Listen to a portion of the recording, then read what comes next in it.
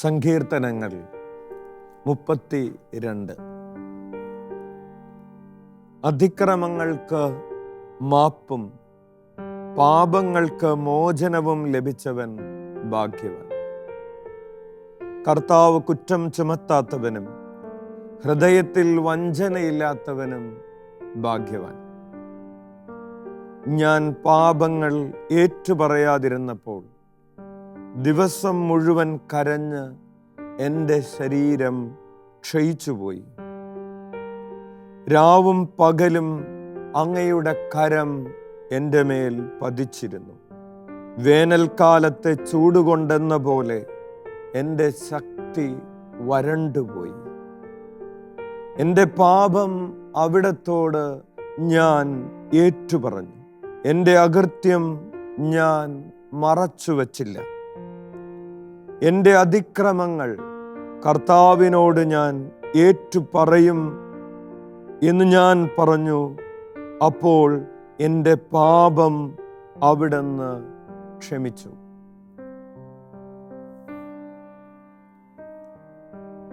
ഈശോ മിശിഹായിക്ക് സ്തുതിയായിരിക്കട്ടെ. പ്രിയപ്പെട്ടവരെ, ഈശോ പഠിപ്പിച്ച സ്വർഗസ്ഥനായ പിതാവേ എന്ന പ്രാർത്ഥനയുടെ പഠന പരമ്പരയിലെ 6ാം ഭാഗത്തിലാണ് നമ്മളിപ്പോൾ എത്തി നിൽക്കുന്നത്. ഇന്ന് നമ്മൾ പഠിക്കാൻ ആഗ്രഹിക്കുന്നത് ഈ പ്രാർത്ഥനയിലെ 5ാമത്തെ യാചനയായ ഞങ്ങളുടെ പാപങ്ങൾ ക്ഷമിക്കണമേ എന്ന പ്രാർത്ഥനയെക്കുറിച്ചാണ്. പാപം ക്ഷമിക്കണമേ എന്ന് ആർക്കാണ് പ്രാർത്ഥിക്കുവാൻ കഴിയുന്നത്? പാപം ചെയ്തിട്ടുണ്ട്, ഞാൻ പാപിയാണ് എന്ന ബോധമുള്ളവനെ പാപം ക്ഷമിക്കണമേ എന്ന് പ്രാർത്ഥിക്കുവാൻ കഴിയുകയുള്ളൂ. ഇതൊരു കൺഫെഷനാണ്. ദൈവമേ, ഞാൻ അപരാധങ്ങൾ പ്രവർത്തിച്ചു പോയി, ഞാൻ അതിക്രമങ്ങൾ പ്രവർത്തിച്ചു പോയി എന്ന ഒരു ഏറ്റുപറയലാണ്. ദൈവമേ, എന്നോട് ക്ഷമിക്കണമേ എന്ന പ്രാർത്ഥന. എന്തുകൊണ്ടാണ് പ്രിയപ്പെട്ടവരെ ഈ പ്രാർത്ഥന വളരെ പ്രാധാന്യമർഹിക്കുന്നത്? യോഹന്നാന്റെ 1-ാം ലേഖനം 1-ാം അധ്യായം 9-ാമത്തെ തിരുവചനത്തിൽ യോഹന്നാൻ ശ്ലീഹ പറയുകയാണ്, നാം പാപങ്ങൾ ഏറ്റുപറയുന്നെങ്കിൽ അവൻ വിശ്വസ്തനും നീതിമാനുമാകയാൽ പാപങ്ങൾ ക്ഷമിക്കുകയും എല്ലാ അനീതികളിൽ നിന്ന് നമ്മെ ശുദ്ധീകരിക്കുകയും ചെയ്യും. നമ്മൾ പാപങ്ങൾ ഏറ്റുപറയണമെന്നും അനുതപിക്കണമെന്നും അവിടുത്തെ അടുക്കൽ നിന്ന് പാപമോചനം യാചിക്കണമെന്നും ദൈവം ആഗ്രഹിക്കുന്നു. അതുകൊണ്ടാണ് വചനം പറയുന്നത്, നാം പാപങ്ങൾ ഏറ്റുപറയുന്നെങ്കിൽ, ഒരു കണ്ടീഷനാണ്. നമ്മളത് പറഞ്ഞാൽ, ഏറ്റുപറഞ്ഞാൽ അവൻ വിശ്വസ്തനാണ്. പാപങ്ങൾ ഏറ്റുപറയാതിരുന്നപ്പോൾ എന്ത് സംഭവിച്ചു എന്ന് സങ്കീർത്തനങ്ങൾ 32-ൽ നമ്മൾ വായിച്ചതാണ്. വേനൽക്കാലത്തെ ചൂടുകണ്ടെന്നതുപോലെ എൻ്റെ ശരീരവും മനസ്സും വരണ്ടുപോയി, തളർന്നുപോയി. പാപങ്ങൾ ഉള്ളിൽ മറച്ചു വയ്ക്കും തോറും കരഞ്ഞ് കരഞ്ഞ് ശരീരം ക്ഷീണിക്കുകയാണ്. മനസ്സിൽ അതൊരു ചൂടായിട്ട് മാറുകയാണ്. ശരീരത്തെയും മനസ്സിനെയും പാപം ഉള്ളിലിരുന്ന് ഒരു ക്യാൻസർ പോലെ കാർന്ന് തിന്നുകയാണ്. പക്ഷെ പാപങ്ങൾ കർത്താവിൻ്റെ തിരുസന്നിധിയിൽ ഒന്നുപോലും മാറ്റിവെക്കാതെ, ഹൃദയത്തിൻ്റെ ഒരു കോണുപോലും മാറ്റിവെക്കാതെ തുറന്നു കൊടുക്കുമ്പോൾ പ്രിയപ്പെട്ടവരെ, ദൈവത്തിൻ്റെ കൃപ ഒഴുകിയിറങ്ങുന്നു. കർത്താവിൻ്റെ തിരുരക്തം നീ നിന്റെ ഹൃദയത്തിൻ്റെ തുറന്നു കൊടുത്തിട്ടുള്ള എല്ലാ മേഖലകളിലേക്കും കടന്നു വരികയും നിന്നെ മഞ്ഞുപോലെ വെണ്മയുള്ളവളാക്കി മാറ്റുകയും ചെയ്യും. നിന്റെ പാപം എത്ര കടുത്തതാണെങ്കിലും, എത്ര കടും ചുമപ്പാണെങ്കിലും അവിടുന്ന് അത് കഴുകി നിന്നെ നിർമ്മലനാക്കും. ഹല്ലേലൂയ. യേശുവേ സ്തോത്രം, യേശുവേ നന്ദി. ഹെബ്രായർക്ക് എഴുതിയിട്ടുള്ള ലേഖനം 8-ാം അധ്യായം 12-ാമത്തെ തിരുവചനം, അവരുടെ അനീതികളുടെ നേർക്ക് ഞാൻ കരുണയുള്ളവനായിരിക്കും. അവരുടെ പാപങ്ങൾ ഞാൻ ഒരിക്കലും ഓർക്കുകയില്ല. കർത്താവിൻ്റെ വാഗ്ദാനമാണ്. നമ്മുടെ പാപങ്ങൾക്ക് നേർക്ക് അവിടുന്ന് കരുണയുള്ളവനായിരിക്കും എന്നത്. ഹല്ലേലൂയ, ഹല്ലേലൂയ. ഈശോ തൻ്റെ അടുക്കലേക്ക് കൊണ്ടുവന്ന തളർവാദ രോഗിയോട് പറഞ്ഞു, നിന്റെ നിരവധിയായ പാപങ്ങൾ, നിന്റെ പാപങ്ങൾ ക്ഷമിക്കപ്പെട്ടിരിക്കുന്നു. പ്രിയപ്പെട്ടവരെ, ദൈവം പാപം ക്ഷമിക്കുന്നവനാണ്. കുരിശിൽ കിടന്ന് ഈശോ നമുക്ക് വേണ്ടി പ്രാർത്ഥിച്ചു. തന്നെ പീഡിപ്പിച്ചവർക്ക് വേണ്ടി പ്രാർത്ഥിച്ചു. തന്നെ കുരിശിൽ തറച്ചവർക്ക് വേണ്ടി പ്രാർത്ഥിച്ചു. തന്നെ അപമാനിച്ചവർക്ക് വേണ്ടി പ്രാർത്ഥിച്ചു. തൻ്റെ മുഖത്തു തുപ്പിയവർക്ക് വേണ്ടി പ്രാർത്ഥിച്ചു. തന്നെ നഗ്നനാക്കിയവർക്ക് വേണ്ടി പ്രാർത്ഥിച്ചു. പിതാവേ, ഇവർ ചെയ്യുന്നതെന്തെന്ന് അവരറിയുന്നില്ല, അവരോട് ക്ഷമിക്കണമേ. സൗഖ്യം നൽകുമ്പോൾ ഈശോ പ്രാർത്ഥിക്കുന്നു. ഈശോ പറയുന്നു, നിന്റെ പാപങ്ങൾ ക്ഷമിക്കപ്പെട്ടിരിക്കുന്നു. കുരിശിൽ കിടന്നുകൊണ്ട് ഈശോ പ്രാർത്ഥിക്കുന്നു, ഇവരോട് ക്ഷമിക്കണമേ. ദൈവത്തിൻ്റെ ഒരു ഗുണമാണ്, സ്വഭാവമാണ് ക്ഷമിക്കുക എന്നത്. അവിടുന്ന് വചനം പറയുകയാണ്, നിന്റെ പാപങ്ങൾ അവിടുന്ന് ആഴിയുടെ അഗാധത്തിലേക്ക് തൂത്തെറിയും. നിന്റെ പാപങ്ങളിൽ ഒന്നുപോലും അവിടുന്ന് ഓർക്കുകയില്ല, അവിടുന്ന് അത് മായ്ച്ചു കളയും. Hallelujah, hallelujah. കർത്താവിൻ്റെ ഈ കരുണ, കർത്താവിൻ്റെ ഈ ക്ഷമ നൽകുന്ന ശീലമാണ് പ്രിയപ്പെട്ടവരെ യഥാർത്ഥത്തിൽ നമ്മെ അനുതാപത്തിലേക്ക് നയിക്കുന്നത്. എല്ലാവരും പാപം ചെയ്തിരിക്കുന്നു. റോമാക്കാർക്ക് എഴുതിയ ലേഖനം 3-ാം അധ്യായം 23-ാമത്തെ തിരുവചനത്തിൽ പൗലോസ് പറയുകയാണ്, എല്ലാവരും പാപം ചെയ്യുകയും ദൈവമഹത്വത്തിന് അയോഗ്യരായി തീരുകയും ചെയ്തു. പാപം ചെയ്യാത്തവരായി ആരുമില്ല. എല്ലാ മനുഷ്യരും പാപം ചെയ്യുകയും ദൈവമഹത്വത്തെ നഷ്ടപ്പെടുത്തി കളയുകയും ചെയ്തു. അതുകൊണ്ട് 1 യോഹന്നാൻ 1:8 വചനം പറയുകയാണ്, അതുകൊണ്ട് നമ്മളിൽ ആരെങ്കിലും നമുക്ക് പാപമില്ലെന്ന് പറഞ്ഞാൽ അത് ആത്മവഞ്ചനയാകും, അപ്പോൾ നമ്മിൽ സത്യമില്ലെന്ന് വരും. പാപമില്ലാത്തവനാണ് ഞാൻ, എനിക്ക് ഒരു തെറ്റുമില്ല എന്ന് പറയാൻ കഴിയുന്ന ആരുമില്ല. ഹല്ലേലൂയ, ഹല്ലേലൂയ, ഹല്ലേലൂയ. അതുകൊണ്ട് നമുക്കുണ്ടാകേണ്ട ഒരു ഗുണത്തെക്കുറിച്ച് യെശയ്യാ പ്രവചനം 66:2 പറയുകയാണ്, ആത്മാവിൽ എളിമയും അനുതാപവും ഉണ്ടായിരിക്കുകയും എൻ്റെ വചനം കേൾക്കുമ്പോൾ വിറയ്ക്കുകയും ചെയ്യുന്നവരെയാണ് ഞാൻ കടാക്ഷിക്കുന്നത്. കർത്താവിൻ്റെ കടാക്ഷം നിനക്ക് വേണമെങ്കിൽ നിന്റെ ഹൃദയത്തിൽ, നിന്റെ ആത്മാവിൽ അനുതാപത്തിൻ്റെ പുണ്യമുണ്ടാകണം. ധൂർത്തപുത്രന് ഉണ്ടായൊരു പുണ്യം അതാണ്. അവൻ പിതാവിൽ നിന്ന് അകന്നുപോയി, വീട് വിട്ട് ഇറങ്ങിപ്പോയി. അവൻ പാപികളുടെ കൂടെ പാപത്തിൻ്റെ മേഖലകളിൽ സഞ്ചരിച്ച് അവന് ചെന്നെത്താവുന്നതിൻ്റെ ഏറ്റവും അടിത്തട്ട് വരെ അവൻ ചെന്നെത്തി. പക്ഷേ അവനൊരു ബോധമുണ്ടായി, എൻ്റെ പിതാവ് കരുണയുള്ളവനാണ്, എൻ്റെ പിതാവിൻ്റെ ഹൃദയത്തിലും ഭവനത്തിലും നന്മയുണ്ട്. ഞാൻ അവൻ്റെ അടുക്കലേക്ക് തിരികെ ചെന്നാൽ അവൻ എന്നെ സ്വീകരിക്കും എന്നൊരു ബോധ്യമുണ്ടായി. അവൻ അനുതാപമുണ്ടായി. പന്നിക്കൂട്ടിൽ കിടക്കുമ്പോൾ തനിക്ക് നഷ്ടപ്പെട്ടതിനെക്കുറിച്ച് അവന് ബോധം വരികയും അവൻ അനുതാപമുണ്ടാവുകയും അവൻ തിരിച്ച് നടക്കുകയും ചെയ്തു. അവൻ ഉറപ്പായിരുന്നു, എൻ്റെ പിതാവ് എനിക്ക് നേരെ തൻ്റെ ഭവനത്തിൻ്റെ വാതില് കൊട്ടിയടക്കുകയില്ല. പ്രിയപ്പെട്ടവരെ, കർത്താവിൻ്റെ നന്മയിൽ ആശ്രയിച്ച്, കരുണയിൽ ആശ്രയിച്ചു കൊണ്ടുള്ള ഒരു പ്രാർത്ഥനയാണ് ഞങ്ങളുടെ പാപങ്ങൾ ക്ഷമിക്കണമേ എന്ന പ്രാർത്ഥന. Hallelujah, hallelujah. ഇതൊരു കൺഫെഷനാണ്.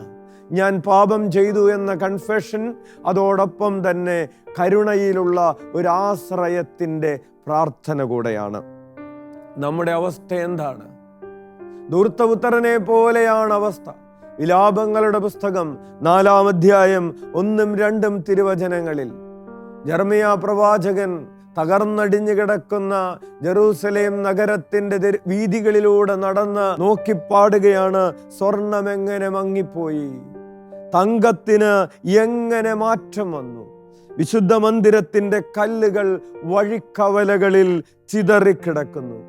സിയോന്റെ അമൂല്യരായ മക്കൾ, തങ്ങളുടെ തൂക്കത്തിന് ഒപ്പം തങ്കത്തിൻ്റെ വിലയുള്ളവർ കുശവന്റെ കരവേലയായ മൺപാത്രങ്ങളെ പോലെ ഗണിക്കപ്പെട്ടതെങ്ങനെ?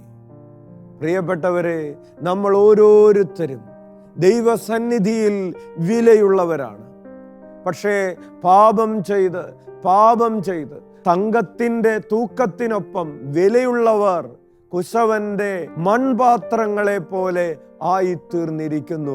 ഒരു വിലയുമില്ലാത്തവരായി മാറിയത് എങ്ങനെയാണ്? തിന്മ കടന്നുകൂടി, സ്വാർത്ഥത കടന്നുകൂടി, അസൂയ കടന്നുകൂടി, അഹങ്കാരം കടന്നുകൂടി, മോഹങ്ങൾ കടന്നുകൂടി. അങ്ങനെ ആകെ മ്ലേച്ഛതയെ അനുധാവനം ചെയ്ത് ജെറമിയ പറയുന്നത് പോലെ അവർ മ്ലേച്ഛരായി മാറിയിരിക്കുന്നു. തിന്മയുടെ പിറകെ നടന്ന് തിന്മയായി മാറി. ഇതാണ് മനുഷ്യന്റെ അവസ്ഥ. വിലാപങ്ങളുടെ പുസ്തകം 3-ാം അധ്യായം 40-ാമത്തെ തിരുവചനം ദൈവം തിരിച്ചു വിളിക്കുകയാണ്. നമുക്ക് നമ്മുടെ വഴികൾ സൂക്ഷ്മമായി പരിശോധിക്കുകയും കർത്താവിങ്കലേക്ക് തിരിയുകയും ചെയ്യാം. വഴിതെറ്റിപ്പോയി എന്ന് തിരിച്ചറിയാം, കർത്താവിൽ നിന്ന് അകന്നുപോയി എന്ന് തിരിച്ചറിയാം. അതാണ് പറയുന്നത്, നമുക്ക് നമ്മുടെ വഴികൾ സൂക്ഷ്മമായി എണ്ണി പരിശോധിക്കുകയും ഹൃദയത്തിൽ, ചിന്തകളിൽ, വാക്കുകളിൽ, പ്രവർത്തികളിൽ, വികാരങ്ങളിൽ, വിചാരങ്ങളിൽ, മാതാപിതാക്കളോടുള്ള ബന്ധത്തിൽ, ദൈവവുമായിട്ടുള്ള ബന്ധത്തിൽ, ജീവിത പങ്കാളിയുമായിട്ടുള്ള ബന്ധത്തിൽ, മക്കളോടുള്ള ബന്ധത്തിൽ, സഹോദരങ്ങളോടുള്ള ബന്ധത്തിൽ, സമ്പത്തിനോടുള്ള നിലപാടുകളിൽ, ജഡികാസക്തികളുടെ കാര്യത്തിൽ, ഓരോ കാര്യത്തിലും എനിക്ക് വന്ന വീഴ്ചകൾ, നമുക്ക് നമ്മുടെ വഴികൾ സൂക്ഷ്മമായി പരിശോധിക്കുകയും കർത്താവിങ്കലേക്ക് തിരിയുകയും ചെയ്യാം. ദൈവമേ, നീ എനിക്ക് വേണ്ടി നിശ്ചയിച്ചിരിക്കുന്ന വഴികൾ ഏതൊക്കെയാണെന്ന് എനിക്ക് വെളിപ്പെടുത്തി തരണമേ എന്ന് പ്രാർത്ഥിക്കാം. 5-ാമത്തെ പ്രാർത്ഥനയാണ്, ദൈവമേ എൻ്റെ പാപങ്ങൾ ക്ഷമിക്കണമേ. ബാറൂക്കിന്റെ പുസ്തകം 4-ാം അധ്യായം 28-ാമത്തെ തിരുവചനം, ദൈവത്തിൽ നിന്ന് അകലാൻ കാണിച്ചതിൻ്റെ 10 ഇരട്ടി തീഷ്ണതയോടുകൂടെ അവിടുത്തെ അടുക്കലേക്ക് നമുക്ക് പിന്തിരിയാം. പാപം ചെയ്യാൻ കാണിച്ച ഉത്സാഹത്തിൻ്റെ 10 ഇരട്ടി തീഷ്ണതയോടുകൂടെ കർത്താവിങ്കലേക്ക് പിന്തിരിയാം. തിരിച്ചു വന്ന് അവിടുത്തെ തേടുവിൻ, തിരിച്ചു വന്ന് കർത്താവിനെ അന്വേഷിക്കുന്നവരായി മാറുവിൻ. എസെക്കിയേലിന്റെ പുസ്തകം 18-ാം അധ്യായം 30-ാമത്തെ തിരുവചനം പറയുകയാണ്, ദൈവമായ കർത്താവ് അരുളി ചെയ്യുന്നു, ഇസ്രായേൽ ഭവനമേ, ഓരോരുത്തരെയും താന്താങ്ങളുടെ പ്രവർത്തിക്കനുസൃതമായി ഞാൻ വിധിക്കും. ദൈവം ഓരോരുത്തരുടെയും വഴികൾ പരിശോധിക്കുന്നു, ഓരോരുത്തരുടെയും ഹൃദയങ്ങൾ പരിശോധിച്ച് അവരവർക്ക് ഓരോരുത്തർക്ക് തക്കതായ പ്രതിഫലം നൽകുന്ന ദൈവം. എന്നിട്ട് വചനം പറയുന്നു, തിന്മ നിങ്ങളെ നശിപ്പിക്കാതിരിക്കാൻ പശ്ചാത്തപിച്ച് എല്ലാ അതിക്രമങ്ങളിൽ നിന്നും പിന്തിരിയുവിൻ. എവിടെയാണ് വഴിതെറ്റിപ്പോയതെന്ന് തിരിച്ചറിഞ്ഞ് പിന്തിരിയുവിൻ. എനിക്കെതിരായി നിങ്ങൾ ചെയ്ത അതിക്രമങ്ങൾ ഉപേക്ഷിക്കുവിൻ. 1-ാം പ്രമാണത്തിനെതിരെ ചെയ്ത തിന്മകൾ, 1 മുതൽ 10 വരെ പ്രമാണങ്ങൾ ലംഘിച്ച് ചെയ്ത തിന്മകൾ, സഭയുടെ കൽപ്പനകൾ ലംഘിച്ച് ചെയ്ത തിന്മകൾ, അങ്ങനെ എനിക്കെതിരായി നിങ്ങൾ ചെയ്ത അതിക്രമങ്ങൾ ഉപേക്ഷിക്കുവിൻ. ഒരു പുതിയ ഹൃദയവും പുതിയ ചൈതന്യവും നേടുവിൻ. ഇസ്രായേൽ ഭവനമേ, നിങ്ങൾ എന്തിന് മരിക്കണം? ദൈവമായ കർത്താവ് അരുളി ചെയ്യുന്നു, ആരുടെയും മരണത്തിൽ ഞാൻ സന്തോഷിക്കുന്നില്ല. നിങ്ങൾ പശ്ചാത്തപിക്കുകയും ജീവിക്കുകയും ചെയ്യുവിൻ. നമ്മളെ ഓരോരുത്തരെയും കുറിച്ചുള്ള ദൈവത്തിൻ്റെ പദ്ധതിയാണ് നമ്മൾ പശ്ചാത്തപിക്കുകയും പാപം ഉപേക്ഷിക്കുകയും ജീവിക്കുകയും ചെയ്യുക എന്നത്. ഹല്ലേലൂയ. പ്രിയപ്പെട്ടവരെ, ഇതിൻ്റെ ഒരർത്ഥം ഇതാണ്: പശ്ചാത്തപിക്കുന്നില്ലെങ്കിൽ, കർത്താവിലേക്ക് തിരികെ വരുന്നില്ലെങ്കിൽ, അവിടത്തോട് പാപമോചനം യാചിക്കുന്നില്ലെങ്കിൽ നമ്മൾ മരിക്കുമെന്നത്. പശ്ചാത്തപിക്കുകയും ജീവിക്കുകയും ചെയ്യുക എന്ന് പറയുമ്പോൾ, പശ്ചാത്തപിക്കുന്നില്ലെങ്കിൽ നിങ്ങൾ നിങ്ങളുടെ പാപത്തിൽ മരിക്കും എന്ന് ഈശോ പറയുന്നു. ലൂക്കായുടെ സുവിശേഷം 13-ാം അധ്യായം 1 മുതലുള്ള തിരുവചനങ്ങളിൽ ഈശോ അത് ആവർത്തിക്കുന്നുണ്ട്. ഗലീലിയക്കാരായ ഏതാനും പേരുടെ ബലികളിൽ അവരുടെ രക്തം കൂടി പീലാത്തോസ് കലർത്തിയ വിവരം ആ സമയത്ത് അവിടെ ഉണ്ടായിരുന്ന ചിലർ അവനെ അറിയിച്ചു.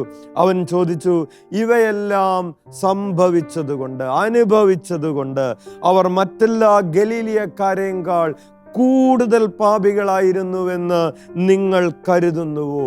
അല്ല എന്ന് ഞാൻ പറയുന്നു. പശ്ചാത്തപിക്കുന്നില്ലെങ്കിൽ നിങ്ങൾ എല്ലാവരും അതുപോലെ നശിക്കും. പശ്ചാത്തപിക്കാത്തവർക്ക് ഉള്ള പ്രതിഫലമാണ് അവരുടെ അവസാനം നാശമാണെന്ന്. പ്രിയപ്പെട്ടവരെ, ഇതോട് ചേർത്ത് ധ്യാനിക്കേണ്ട മറ്റൊരു ചിന്തയാണ്: ക്ഷമ ചോദിക്കുന്ന നമ്മൾ ക്ഷമിക്കുന്നവരാകണം എന്ന കാര്യം. ക്ഷമ ചോദിക്കുമ്പോൾ നമുക്കുണ്ടാകേണ്ട ക്വാളിറ്റി, യോഗ്യത ദൈവം നിശ്ചയിച്ചു വെച്ചിട്ടുണ്ട്. നീ ചെയ്ത അനവധിയായിട്ടുള്ള പാപങ്ങൾ അത് ക്ഷമിക്കപ്പെടണമെങ്കിൽ നിന്നോട് തെറ്റ് പ്രവർത്തിച്ചവരോട് ക്ഷമിക്കണമെന്ന്.